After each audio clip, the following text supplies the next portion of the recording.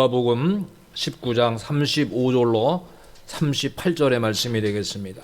그것을 예수께로 끌고 와서 자기들의 겉옷을 나귀 새끼 위에 걸쳐놓고 예수를 태우니 가실 때에 그들이 자기의 겉옷을 길에 펴더라. 이미 감람산 내리막길에 가까이 오심에 제자의 온 무리가 자기들이 본 바 모든 능한 일로 인하여 기뻐하며 큰 소리로 하나님을 찬양하여 이르되 찬송하리로다. 주의 이름으로 오시는 왕이요 하늘에는 평화요 가장 높은 곳에는 영광이로다 하니. 아멘. 예루살렘을 향하신 주님이라는 제목으로 종료주일에 같이 은혜를 나누려고 합니다. 예루살렘 성에 입성하시는 우리 예수님을 향하여 많은 무리들이 종려나무를 손에 들고 또 길에 깔고 자기들의 겉옷을 길에 깔고 예수님을 환영했던 그런 주일이 바로 종려주일입니다. 저는 오늘 말씀을 드리기 전에 이 말을 좀 먼저 하고 같이 은혜를 나누기를 바랍니다. 여러분, 우리가 하나님의 말씀을 듣고자 모였는데 정말 하나님의 말씀을 들어야 됩니다. 어제 저녁에 이제 저희 집에서 저와 저희 집사람이랑 저희 손녀랑 저녁을 칼국수로 이렇게 먹게 되었습니다. 그런데 오늘 손녀가 2시 반에서 3시 반까지 후배와 약속이 있다는 겁니다. 학교에 가서 이제 얘가 밴드의 밴드부의 보컬입니다. 메인 보컬. 그러니까 후배에게 랩이랑 이걸 가르쳐 줘야 된다는 거예요. 그래서 그러냐고 그랬더니 저한테 그럽니다. 말했잖아요 그러는 거예요. 저희 집사람도 그러는 거예요. 말했다는 거예요. 근데 저는 들어본 기억이 없어요.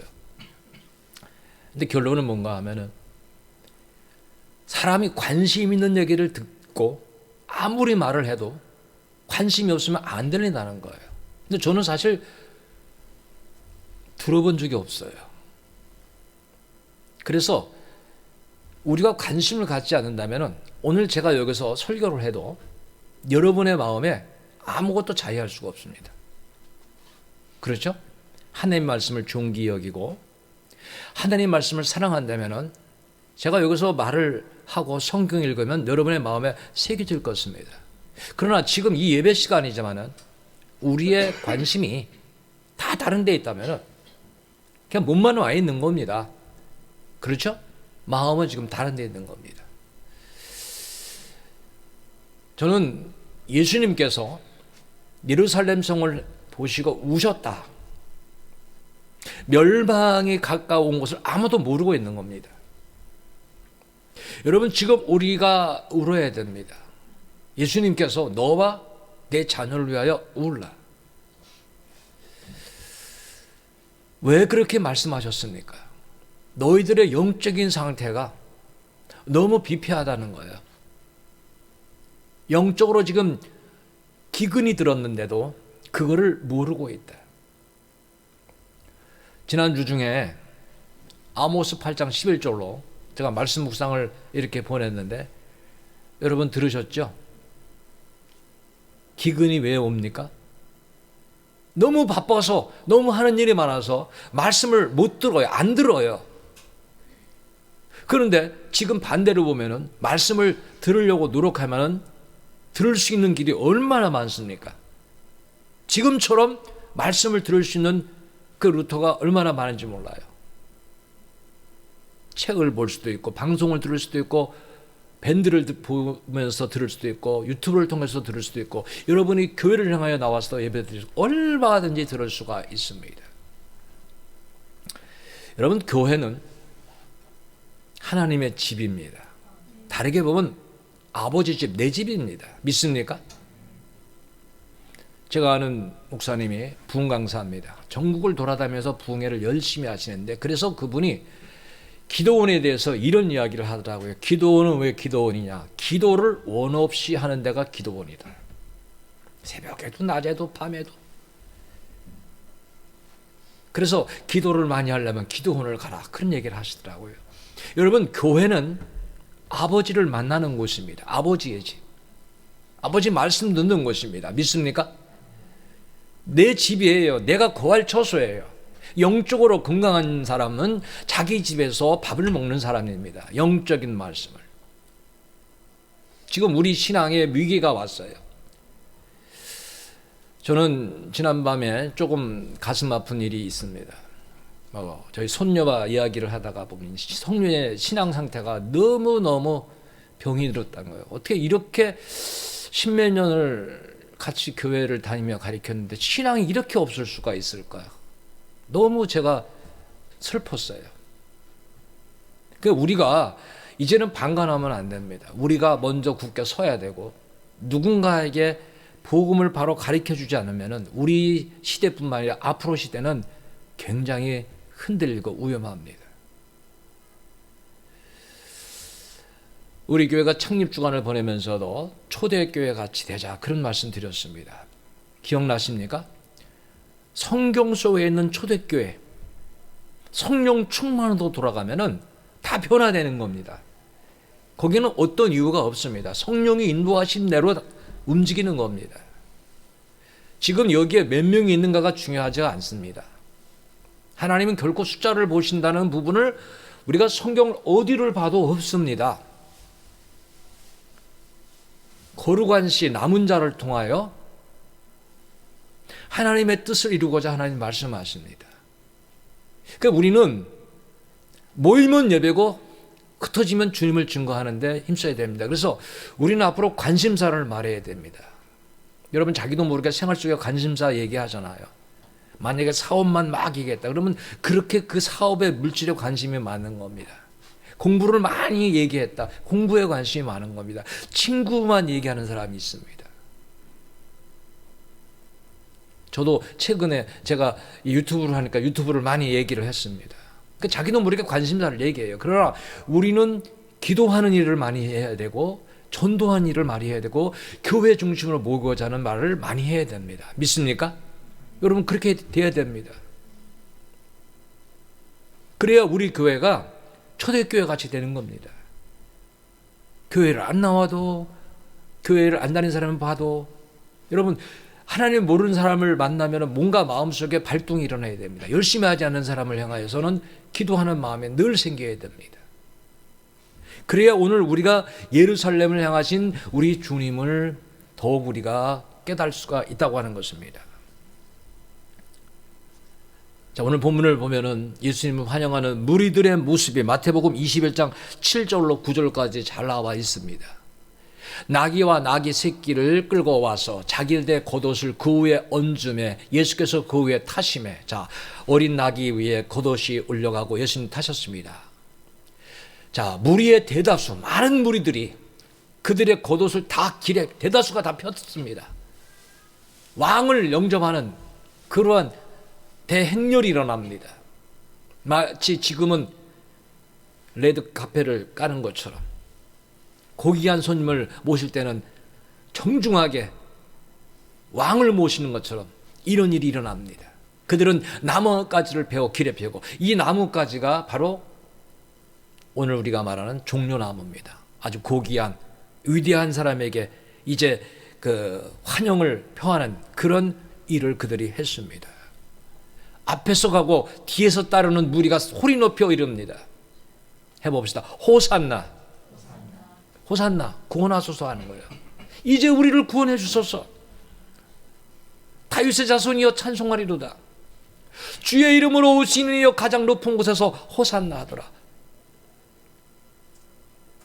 왕 되신 예수님을 환영하는 무리들이 이제 우리를 구원하소서라고 찬송하면서, 그들은 외치면서 예수님을 이렇게 환영했습니다.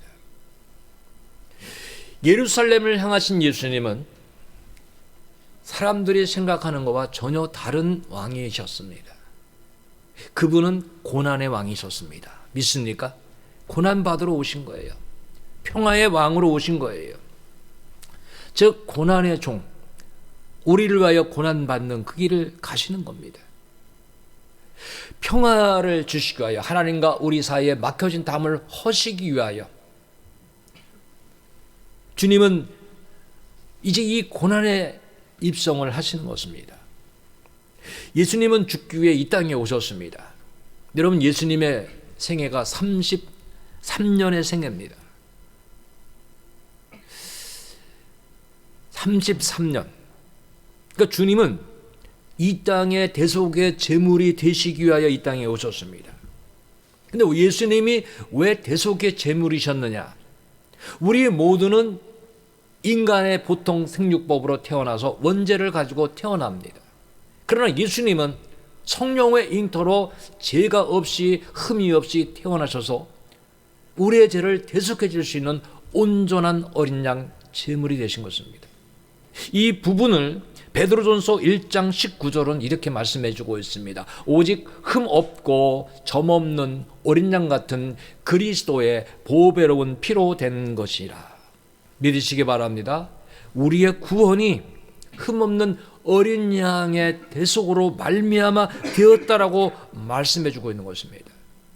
모든 사람은 죄로 인하여 멸망을 당할 수밖에 없지만은 우리 예수님은 그들을 구원하게 모든 인류의 죄를 대속해 주시기 위하여 선지자의 예언을 성취하시기 위하여 그대로 오신 것입니다. 선지자가 이미 이사야 53장 5절에서 7절까지 예수님에 대해서 이렇게 예언을 하셨습니다. 그가 찔림은 우리의 허물 때문이요 그가 상함은 우리의 죄악 때문이라. 그가 징계를 받음으로 우리는 평화를 누리고 그가 채찍에 맞음으로 우리는 나음을 받았도다. 우리는 다 양 같아서 그릇 행하여 각기 제 길로 갔거늘 여호와께서는 우리 모두의 죄악을 그에게 담당시키셨도다. 그가 곤욕을 당하여 괴로울 때에도 그의 입을 열지 아니하였으며 마치 도수장으로 끌려가는 어린 양과 털 깎는 자 앞에서 잠잠한 양같이 그의 입을 열지 아니하였도다. 여러분, 예수님이 이 땅에 오셨을 때 주님은 자신의 사명에 대해서 이렇게 이미 말씀을 주셨습니다. 여러분, 우리가 이 땅에 분명히 사명이 있는 겁니다. 우리에게 허락한 것이 다 되면 하나님 부르시는 거예요. 예수님은 어떤 사명을 갖고 오셨는가 하면 마태복음 20장 28절에 말씀하셨습니다. 같이 읽어봅시다. 인자가 온 것은 섬김을 받으려 함이 아니라 도리어 섬기려 하고 자기 목숨을 많은 사람의 대속물로 주려 함이니라. 예루살렘 성을 향하여 걸어가시는 예수님은 이미 약속된 메시아여 유대인의 왕임을 입증하시면서 주님은 왕으로 오셨지만은 단 한 번도 왕의 보좌에 앉지 않으셨습니다. 왕이 궁에서 살잖아요. 보좌에 앉아 있잖아요. 그러나 우리 예수님은 세상에서 그런 자리에 앉아본 적이 없습니다. 왕으로서 대우를 받아본 적이 한 번도 없습니다. 그러나 이제 예수님의 때가 되었습니다. 선지자의 예언을 성취시키는 예수님, 약속된 메시아여 유대인의 왕을 알리시는 것입니다. 스가랴 선지자가 이미 스가랴 9장 9절에 예언된 말씀이 있습니다. 시온에 따라 크게 기뻐할지어다 예루살렘에 따라 즐거이 부를지어다. 자, 여기 이렇게 말씀하죠.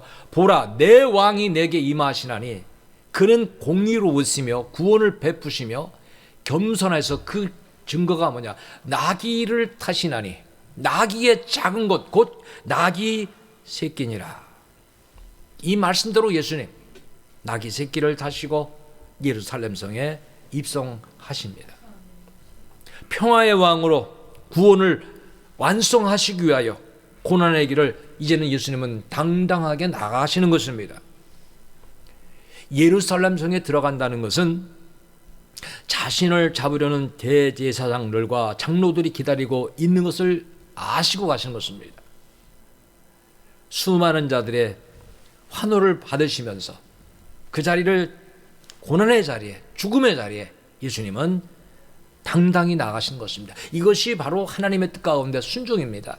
여러분, 예수님이 순종의 모범이었다는 것을 우리가 알아야 됩니다. 그 부분을 히브리서 5장 8절과 9절에 이렇게 말씀합니다. 그가 아들이시면서도 받으신 고난으로 순종함을 배워, 자, 고난의 순종을 배워 온전하게 되셨은지. 왜 온전하게 되셨습니까? 자기에게 순종하는 모든 자에게 영원한 구원의 근원이 되시고. 여러분, 굉장히 중요합니다. 예수님은 영원한 구원의 근원. 예수님 때문에 우리가 구원받는 겁니다.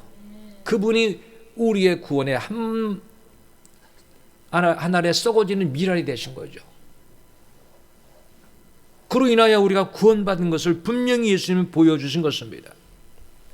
자, 스가랴의 예언대로 평강의 왕으로 나귀 새끼를 타시고 화평을 선포하시는 왕으로 예수님은 예루살렘에 당당히 입성을 하셨습니다.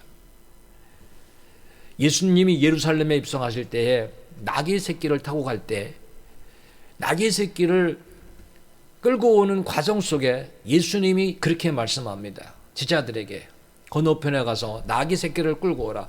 만약에 왜 이걸 갖고 가냐 했을 때 단 이렇게 말하라. 주가 쓰시겠다. 해봅시다. 주가 쓰시겠다. 다른 말이 아니에요. 주가 쓰시겠다. 이 한마디의 나귀가 예수님 앞에 가게 됩니다. 여러분, 주가 쓰시겠다. 주님의 영광 위에서 쓰임 받는 것이 기이하다고 하는 거예요.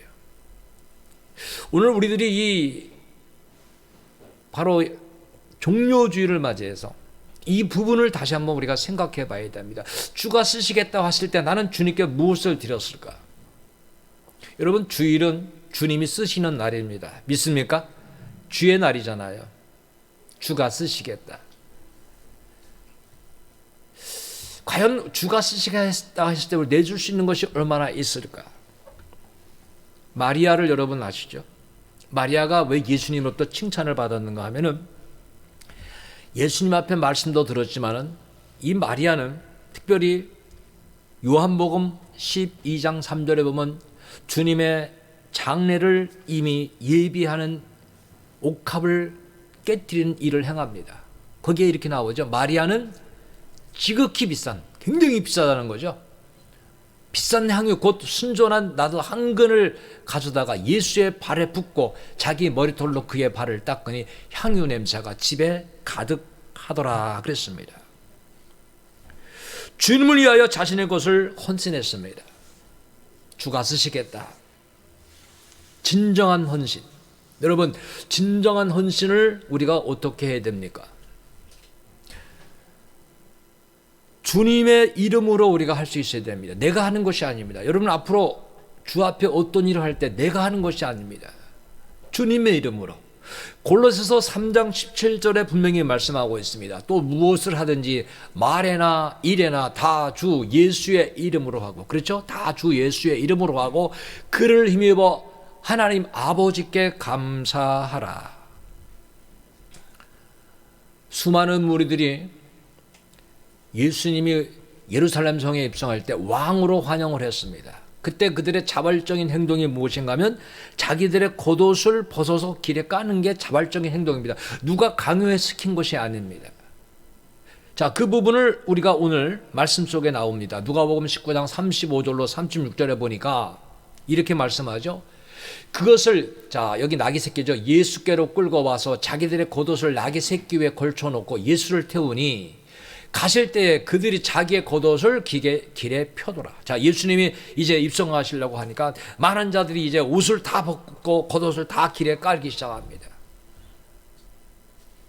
왕으로 주님을 환영하는 이러한 놀라운 일이 자발적으로 일어나고 있습니다. 어린 나귀를 타시고 예루살렘 성에 입성하실 때 그들은 이렇게 겉옷을 깔고 찬송과 영광을 돌립니다. 이것은 존경과 기쁨을 표현하는 거예요. 여러분, 신앙은 표현돼야 되는 거예요. 예수님을 마음으로 믿고 입으로 시인하라고 그랬잖아요. 신앙 표현돼야 됩니다. 믿습니까? 여러분, 하나님 앞에 입술을 열어서 믿습니다라는 고백이 있어야 돼요. 주님은 나의 구주라는 고백이 있어야 돼요. 이건 표현돼야 되는 거예요. 교회에 와서 예배드리는 자들이 여러분 모든 걸 속으로 한다. 아, 그럼 교회 왜 와요? 교회 그냥 집에서 속으로 예배드리지. 그렇지 않다는 거예요. 사람은 연약해서 모여야 돼요. 예수님 모이라고 그랬잖아요. 모이는 것은 내가 너희들과 함께 하겠다. 여러분 흩어져 보십시오. 마치 큰 불씨를 모아놨다가 한 불씨를 옮기면은 그가 오래 가는 것이 아니라 떨어지면은 식어지고 곧 그의 불은 꺼져버립니다. 우리 신앙이 그렇습니다. 그러니까 우리는 하나님 앞에 영광을 돌리기 위해서 모여서 주님께 신앙을 고백해야 돼요. 여러분 예배 자체가 주님을 인정하는 것이고, 그래서 저는 예배 드릴 때 여기 예수님의 오심을 환영하는 이들의 무리의 소리가 어떻겠습니까? 그냥 막 어쩔 수 없이 했겠습니까? 적당히 했겠습니까? 아닙니다. 환호성을 치는 겁니다. 예루살렘 성이 막 진동할 정도로 환호성을 치는 것입니다. 저는 예배 드릴 때 그런 생각을 많이 합니다. 교동문을 이렇게 우리가 낭독하잖아요. 그때는 여러분이 여지껏 살면서 최고의 힘으로 한번 그렇게 교동문을 같이 읽었으면 좋겠어요. 아멘도 좀 힘있게. 근데 교회에 와서 여러분 특송하는 사람들이 다 죽어가듯이 간신히 특송하고, 기도하는 사람은 간신히 어쩔 수 없이 그렇게 해보십시오.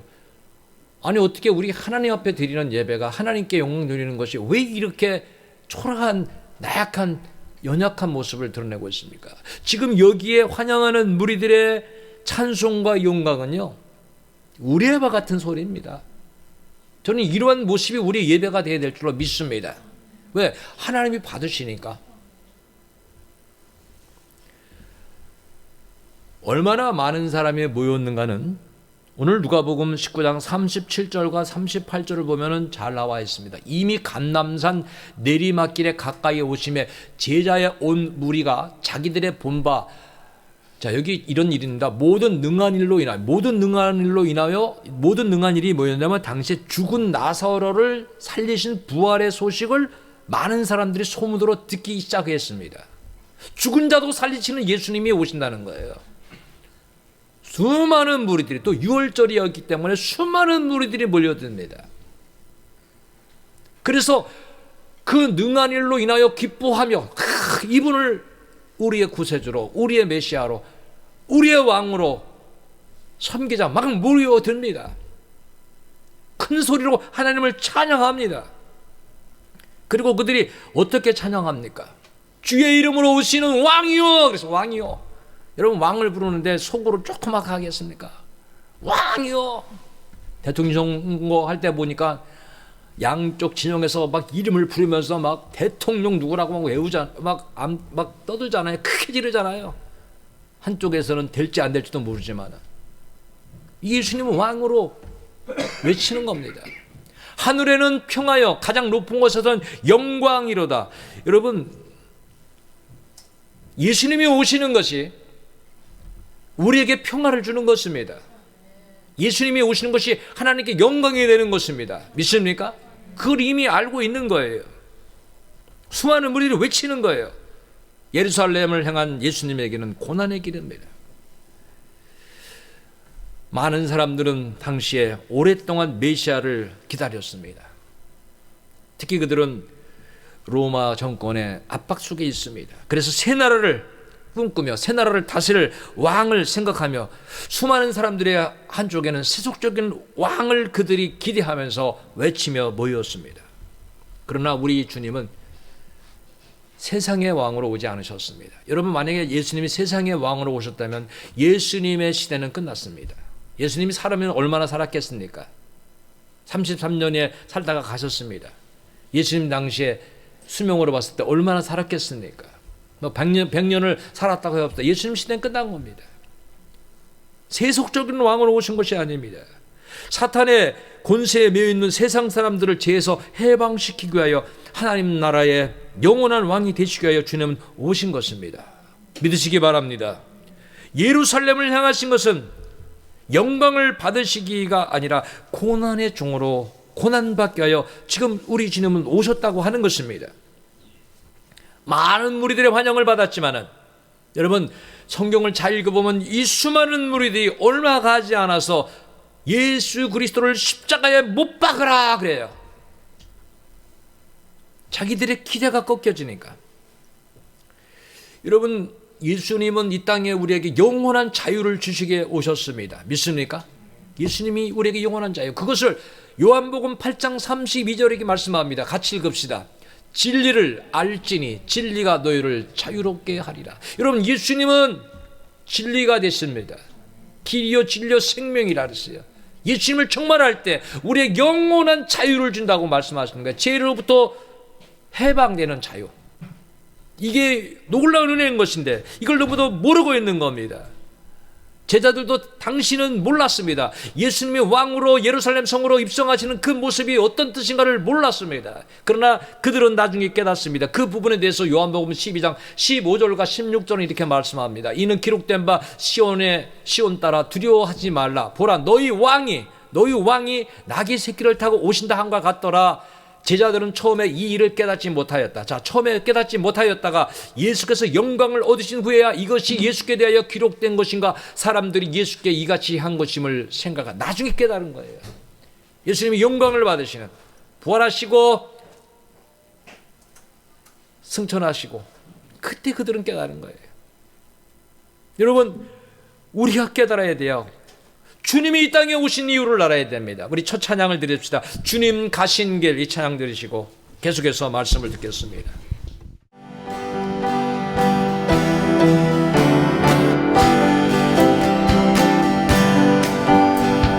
주님 가신 길, 십자가의 길, 외롭고 무거웠던 길,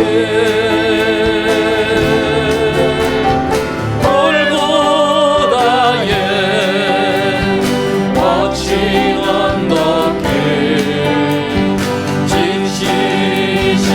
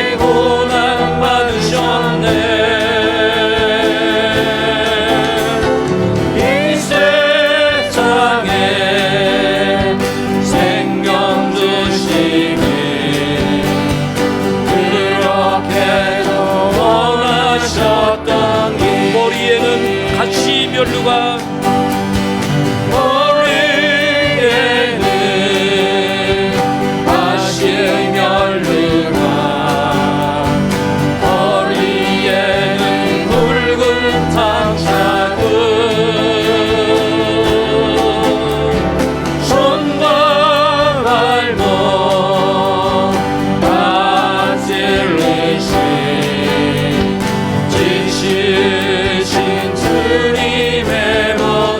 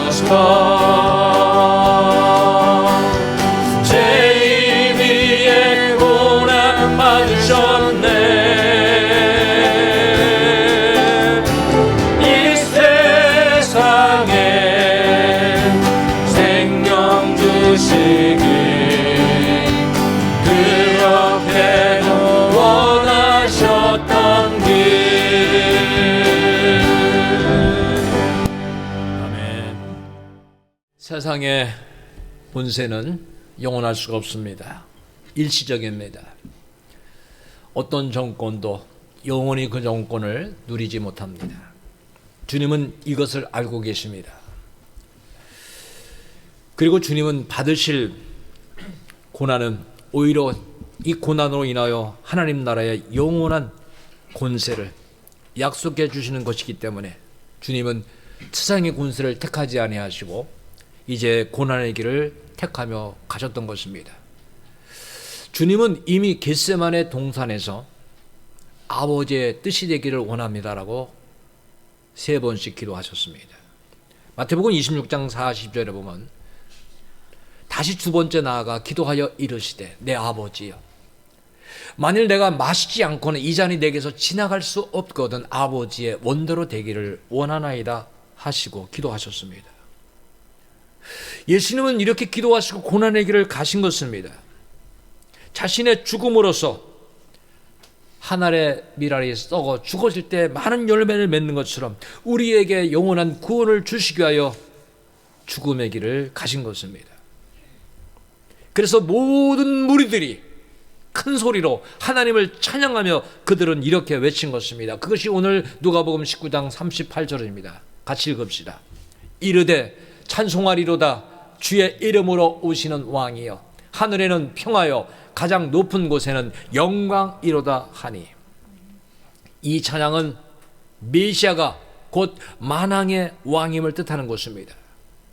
예수님이 이 땅에 오실 때, 우리 예수님이 이미 태어나실 때 천군 천사들의 찬양이 있었습니다. 그것이 누가복음 2장 14절에 잘 나와 있습니다. 지극히 높은 곳에서는 하나님께 영광이요, 땅에서는 하나님이 기뻐하신 사람들 중에 평화로다 하니라. 그러니까 예수님은 이 땅에 오셔서 십자가를 지시기 위해 예루살렘 성에 입성하시는 것이 가장 높은 곳에 하나님께 영광이 되었다. 그래서 영광이 되었다. 어찌 찬양하지 않으면 안 된다고 하는 거예요. 찬양하지 않을 수가 없다고 하는 거예요. 그래서 예수님을 따르는 수많은 무리들이 똑같은 내용이 마태복음 21장 9절에도 나옵니다. 앞에 서가고 뒤에서 따르는 무리가 소리 높여 이르되 호산나 다윗의 자손이여 찬송하리로다 주의 이름으로 오시는 이여 가장 높은 곳에서 호산나 하더라. 이 부분이 요한복음 12장 13절에도 나옵니다. 종려나무 가지를 가지고 맞으러 나와 외치되 호산나 찬송하리로다 주의 이름으로 오시는 이 곧 이스라엘 왕이라 하더라. 여러분, 호산나, 이제 구원하소서. 예수님을 왕으로 그들이 영접했습니다. 예수님이 예루살렘 성에 입성할 때 사람들은 왕으로 그들은 믿고 외쳤던 것입니다. 예수님이 왕임을 그들은 인정하고 그들의 무리들이 외치는 것입니다. 얼마나 많은 사람들이 당시에 모였는가. 그 통계가에 의하면은 로마의 국세 조사회를 하는 당시에 6월달에 모일 때는 예루살렘에 약 250만 명이 모였답니다. 그러니까 그렇게 많은 무리들이 모일 때 예루살렘에 예수님이 입성하시니까 그때 모인 무리는 엄청난 무리가 모였다는 겁니다. 숫자적으로 기록되어 있지 않지만 가히 상상할 수 없는 최대의 인파가 모였다. 우리나라도 선거를 하면 이제는 많이 모이는 데는 굉장히 많이 모입니다. 50만 명, 100만 명. 참 놀라운 인파가 모입니다. 예수님이 예루살렘 성에 입성할 때 그들이 예수님을 향하여 외칩니다. 환영의 찬양을 했습니다. 예수님을 환영하는 예수님은 만왕의 왕이요 하나님께 영광이요 평화의 왕으로 오신 것을 그들은 외쳤습니다. 그런데 예수님이 고난의 왕이라는 건 너무도 모르는 거예요. 사람들은 오늘 그렇습니다. 신앙생활하는 많은 사람들이 그렇습니다. 자신에게 평안과 행복이 지속되면은 하나님의 존재를 인정을 합니다. 그러나 평안과 행복이 사라지고 고난과 슬픔에 빠지면은 하나님을 부인하려고 하는 연약함을 사람들은 가지고 있습니다.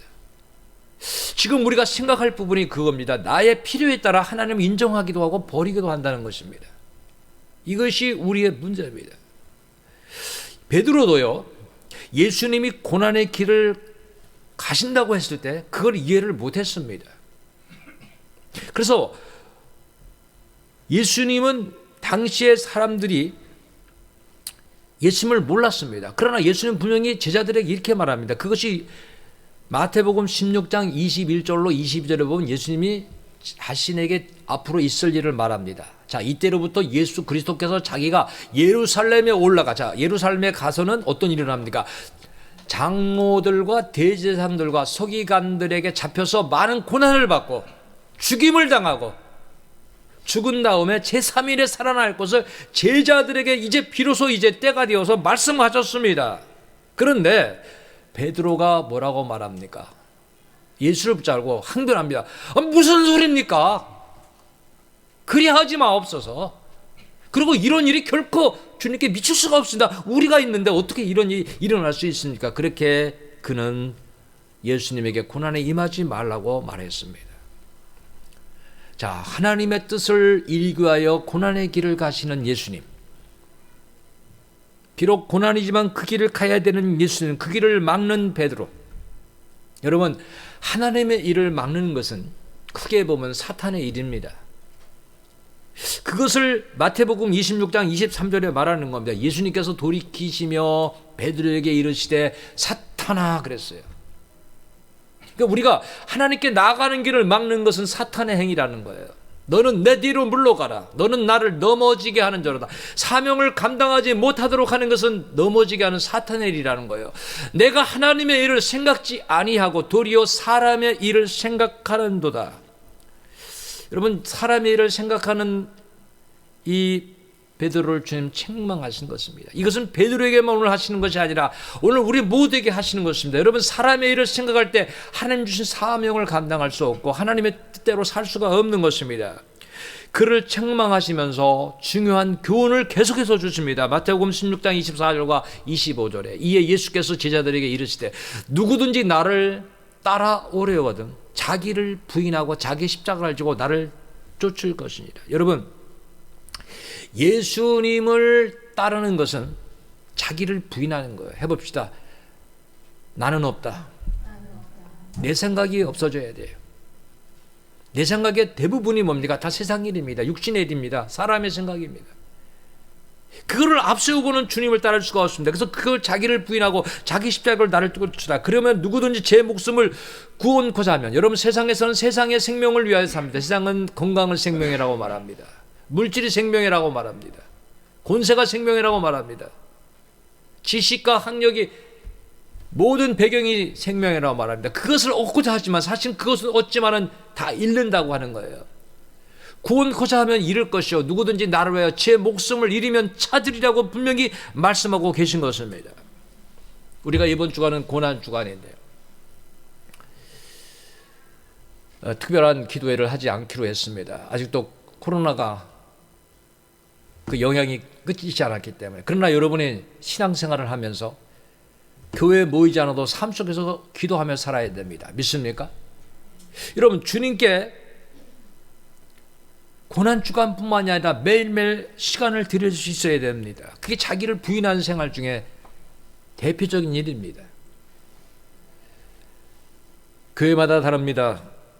고난주간 기도회 하는 데 있고 21일 기도하는 데 있고 40일 특별히 기도하는 데가 있습니다. 어떤 데는 정오회 기도를 합니다. 정오회 기도회 교회에서 지금은 유튜브나 밴드로 다 예배를 드립니다. 성도들이 순식간에 들어와서 잠시 다 예배 드리도록 합니다. 여러분, 우리가 그럴 때 예배 드릴 수 있다고 봅니까? 근데 사람들 그렇게 그 시간에 동참하지 않으렵니다. 왜? 자기를 부인하려고 하지 않습니다. 자기 일은 다 해야 된다고 생각합니다. 제가 아는 몇몇 장로님이 계신데요. 우리 교회는 아니죠. 다른 교회인데 참 바쁘시더라고요. 얼마나 바쁜지. 그런데 그 틈 속에 가서 교회 일을 하고 틈 속에 가서 예배드리고 틈 속에 가서 봉사하고 그 가운데 교회를 받들어 섬기는 몇 분을 제가 알고 있습니다. 여러분, 신앙은 우리의 삶 속에서 하나님 앞에 중심을 드리는 일이라고 저는 봅니다. 그런 신앙의 모습이 되어야 됩니다.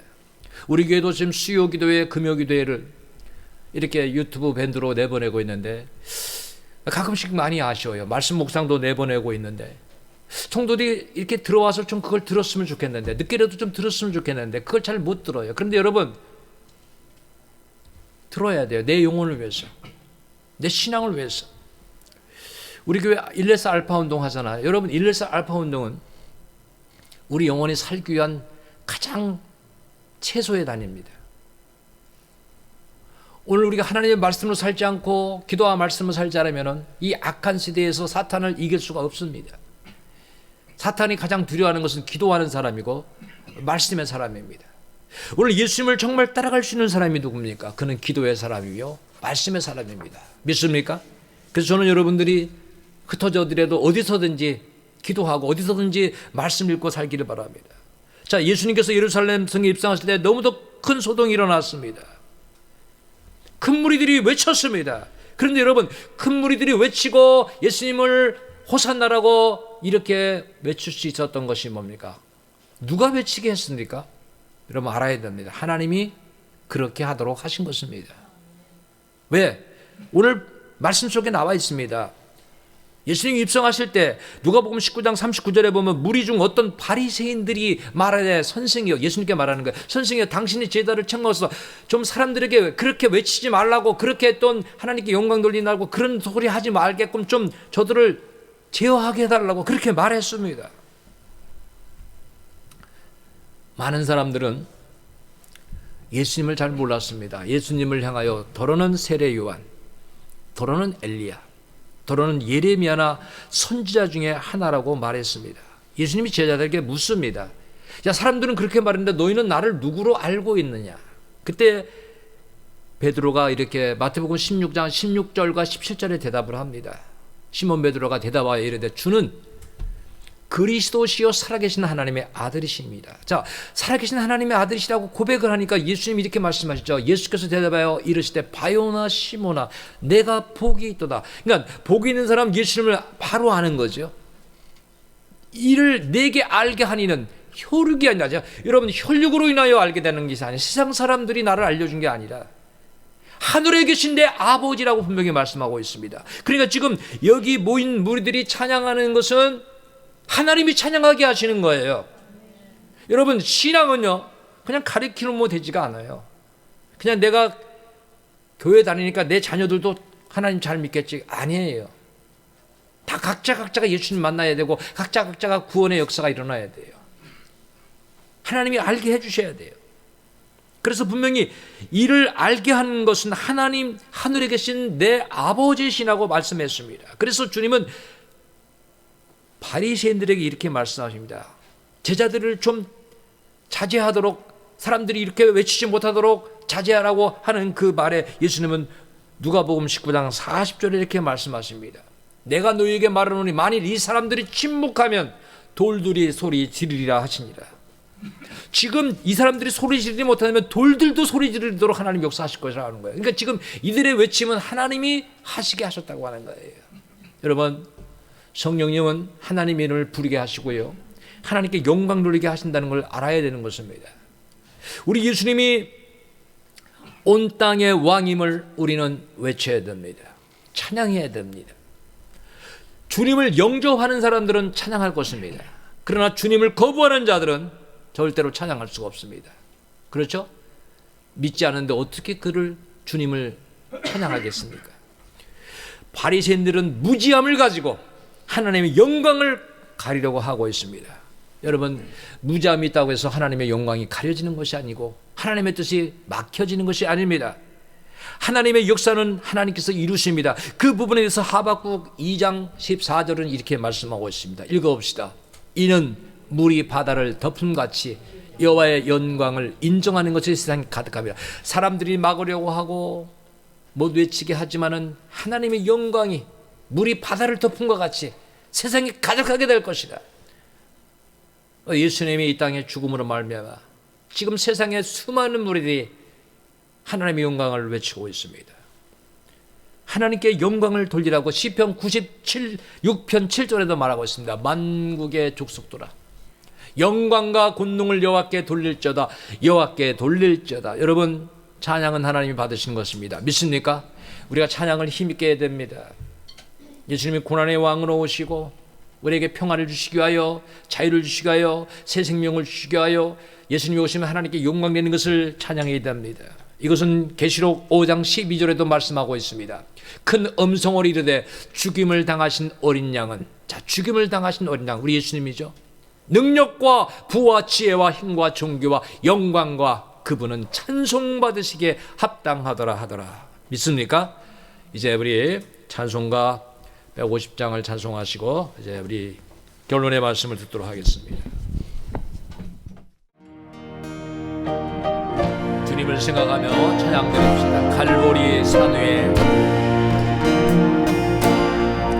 갈보리 산 위에 십자가 섰으니 주가 고난을 당한도다.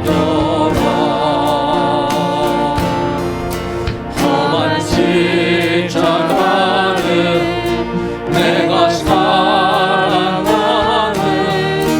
주가 보혈을 흘리리라. 최고 승리를 얻기까지 주의 십자가 사랑하리. 빛난 멸류관 받기까지 험한 십자가 붙들겠네. 멸시 천대받음, 멸시 천대받음 주의 십자가에 나의 마음이 떨리도다. 귀한 어린 양이 세상 죄를 지고 험한 십자가 지셨도다. 최후 승리를 얻기까지 주의 십자가 사랑하리. 빛난 멸류관 받기까지 험한 십자가 붙들겠네. 최후 승리를 얻기까지, 최후 승리를 얻기까지 주의 십자가 사랑하리. 빛난 멸류관 받기까지 험한 십자가 붙들겠네.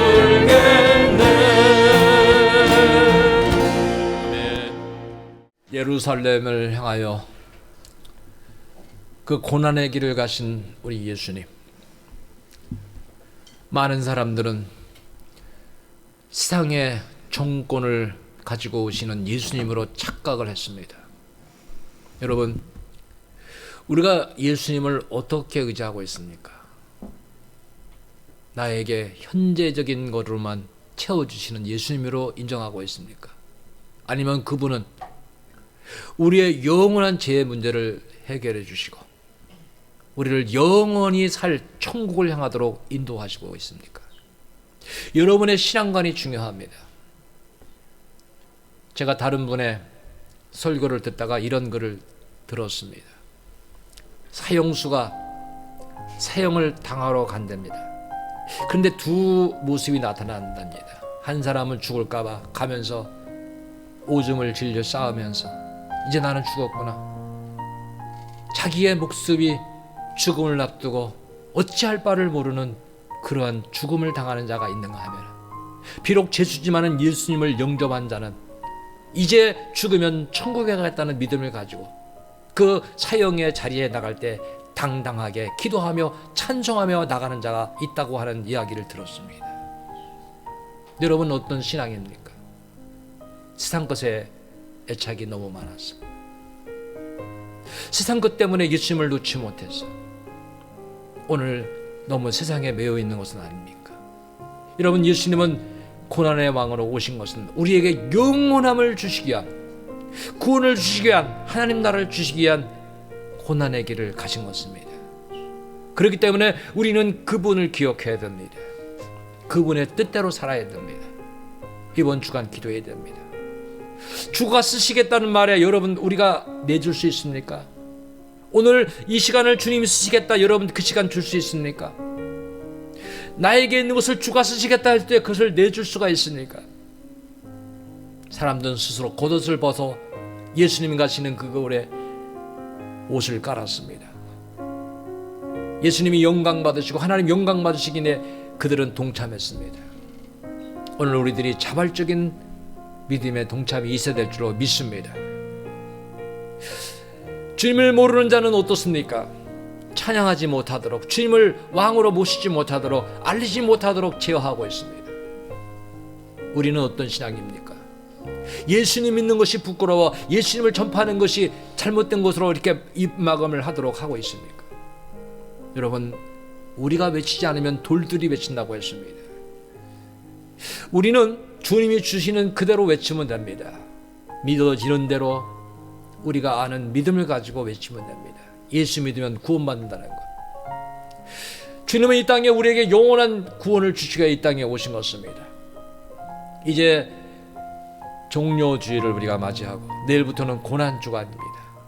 여러분, 이 종료주일 고난주간을 의미 있게 보내고 주님의 말씀대로 죽은 지 사흘 만에 주님은 부활하시어 이제 부활주일을 또 우리가 맞이할 것입니다. 우리 신앙은 여러분 예수님을 잘 믿는 신앙이 되어야 될 줄 믿습니다. 정말 예수님을 아는 신앙이 되어야 됩니다.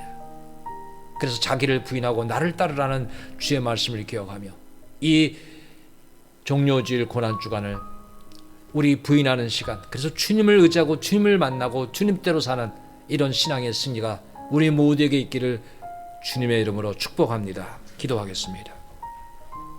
살아계시며 전능하시며 이 땅에 오신 주님, 우리를 구원하시기 위하여 고난의 종으로 또 평화의 왕으로 만왕의 왕으로 이 땅에 오신 주님, 주님의 은혜를 감사드립니다. 주님의 그 고난을 우리가 다시 한번 마음에 새깁니다. 아버지여, 주님을 바로하는 신앙을 우리 모두에게 주시옵소서. 주님이 우리에게 영원한 하나님의 나라를 주시기 위하여 우리를 죄로부터 구원하시기 위하여 이 땅에 오신 것을 기억하시고 결코 주님의 원수 되는 자, 주님을 부인하는 자, 주님의 찬양을 막아서는 자가 되지 않도록 우리의 모든 마음과 발길을 오직 믿음의 굳건하게서도록 인도하여 주시옵소서. 주님이 쓰시겠다고 하면은 우리의 삶을 드릴 수 있는, 우리의 마음과 삶을 드릴 수 있는 믿음의 자녀들이 다 되게 하여 주시고 주님과 동행하는, 주와 함께하는 신앙으로 영광 돌리게 하여 주옵소서. 이제 주님의 나라, 주의 통치가 이 땅에 이루어지기 원합니다. 우리를 통하여 주의 역사가 이루어지기 원합니다. 우리가 주님을 찬양하는 자 되기 원합니다.